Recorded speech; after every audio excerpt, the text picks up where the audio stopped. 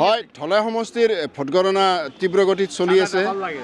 এতিয়ালৈকে পঞ্চম ৰাউণ্ডৰ ফলাফল ঘোষিত হৈছে আৰু পঞ্চম ৰাউণ্ড ফলৰ যি ফলাফল আমি পাইছোঁ পঞ্চম ৰাউণ্ড ঘোষণাৰ পিছত ইয়াত বিজেপিৰ প্ৰাৰ্থী নিহাৰঞ্জন দাস আগবাঢ়ি আছে। তেখেতে প্ৰায় ৭,০০০তকৈ অধিক ভোট লাভ কৰিছে। তাৰ বিপৰীতে কংগ্ৰেছৰ প্ৰাৰ্থী ধ্ৰুৱজ্যোতি পুৰকাষ্টই তেখেতে ১৬,০০০ ভোট লাভ কৰিছে। এই মুহূৰ্তত আছে বিজেপিৰ একাংশ কাৰ্যকৰ্তা আছে। আমি তেখেতসকলৰ পৰা জানিব বিচাৰিম যে বৰ্তমান বিজেপিয়ে কিমান ভোটত আগবাঢ়িছে আৰু কিমান ভোট পাইছে আৰু আপোনালোকে কি আশা কৰিছে? ভোট গণনা চলি আছে।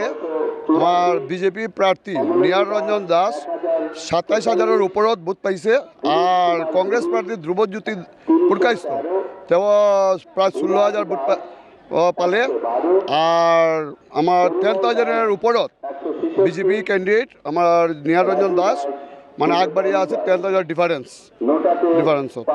আর আমার নিশ্চয় আশাবাদী আপনার মানে নরসিংপুর ব্লকত গণনা চলি আছে, তাৰপিছত আমাৰ পালংঘাট ব্লকত চলিব।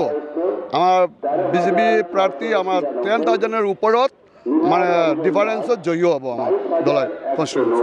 সংখ্যালঘু এলেকাত যিহেতু কংগ্ৰেছৰ এটা ভোটৰ ভোট বেংক, গতিকে তেনে ঠাইবিলাকত সংখ্যালঘুৰ ভোট আপোনালোকে পাবলৈ কিমান সক্ষম হৈছে?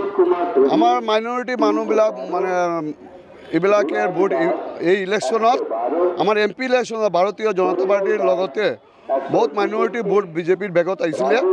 আৰু এই বছৰতো মই দেখিছোঁ প্ৰায় আমাৰ লগত যিটো ইমাজিন কৰিছোঁ ইমান ভোট পাম, 20%-ৰ ওপৰত মাইনৰিটি ভোট পাম।